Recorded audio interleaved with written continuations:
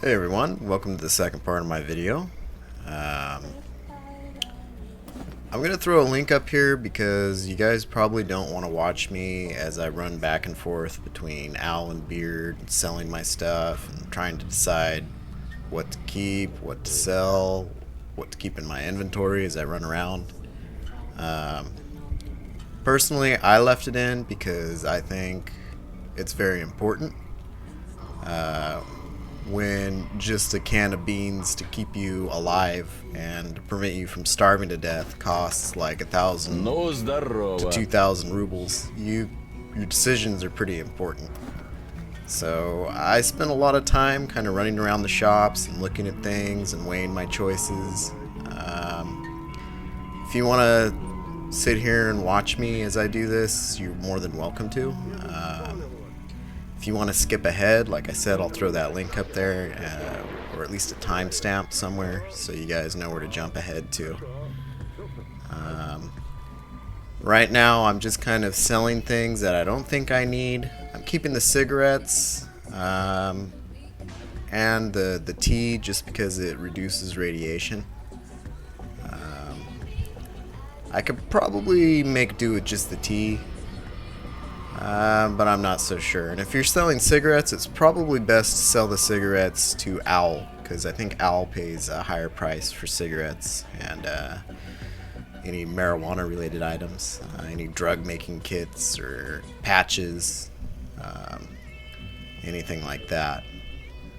So I don't really have a lot of money yet. As you can see, I only have about 1,762, or maybe that's 82. A headlamp alone is probably about 5,000 rubles, I think it was, when I was looking at it. So that kind of gives you some idea of just how far behind you are when you start the Black Road. You have absolutely no money. You have barely any equipment at all. Here I've kind of went in there just to see what time it was, because I have no idea. I don't have my PDA to take a look at the time. And I see it's about 5 in the morning, so I walk outside to see if it's getting any lighter, just to check on the light levels, because it kind of sucks just running around with the flashlight. And because I decide I don't want to run around in the middle of the night with just a flashlight and a pistol, I'm going to go up here and take a little nap for a couple hours until it gets a little bit lighter outside.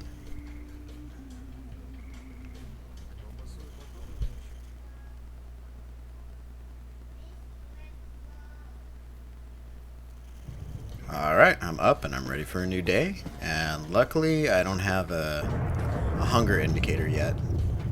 And in case you're wondering, the hunger indicator is it's like a little gray icon to the right. Looks almost like a stomach.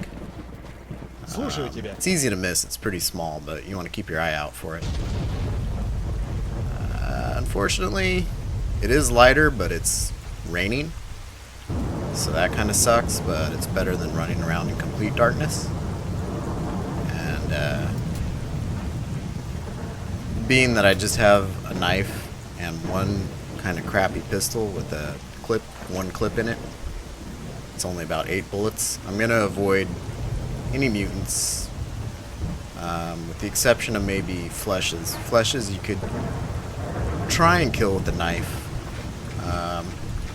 It's easier if they charge at you, because you could just strafe out of the way and strike them as they run by. But as you see up here, I run into some of them and I try chasing them around, and it doesn't work so well. So I see them, I want to go after them and try and kill at least one or two to try to get their, try to loot their bodies, get some meat or hides that I could go back and sell. But as you can see, I'm pretty slow and they're pretty fast. So luckily the first one I chase after I think is injured, because it's moving a little bit slower than I run. So I managed to catch up with it.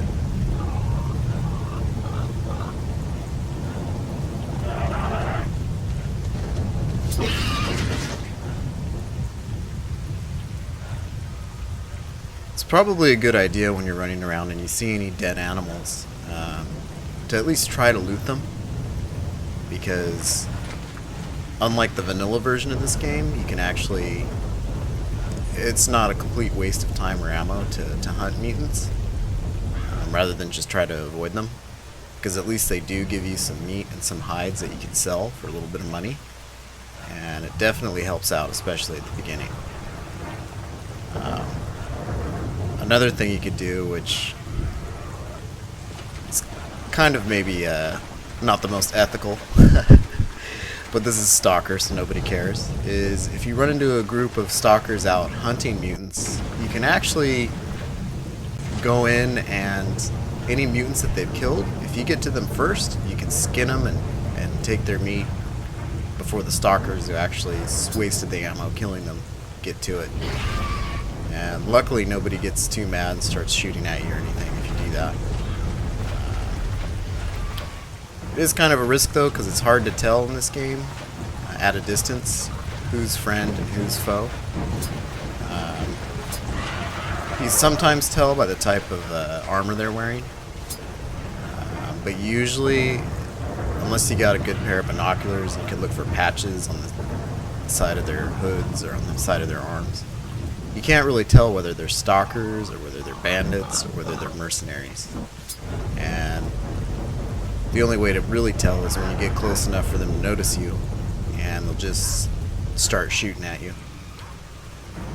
As you can see there, I was kind of chasing after that one pointlessly because it was faster than I was, and then I gave up as soon as the two dogs came into the picture. That would have been kind of a mess. So luckily they just ran right by me and they were more interested in the flesh. Here's something interesting too. These cats just run right by me. I think that might have been a dog chasing a cat. I don't know, but luckily they didn't just stop and start attacking me, which they usually do. So in that situation I was pretty lucky. Now, one of the perks is playing as a sniper is that with any gun, when you aim down sights, it zooms in about 25%. There's a 25% increase in the zoom.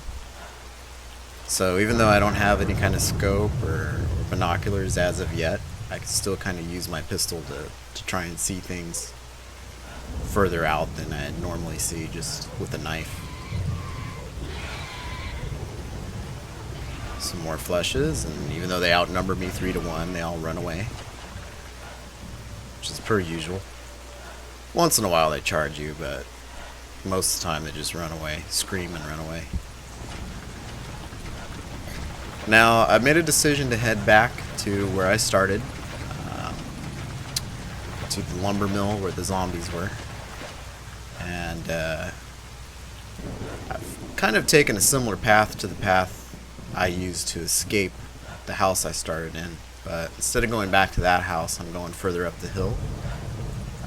There's less zombies up here, and there's more things to sort of hide behind.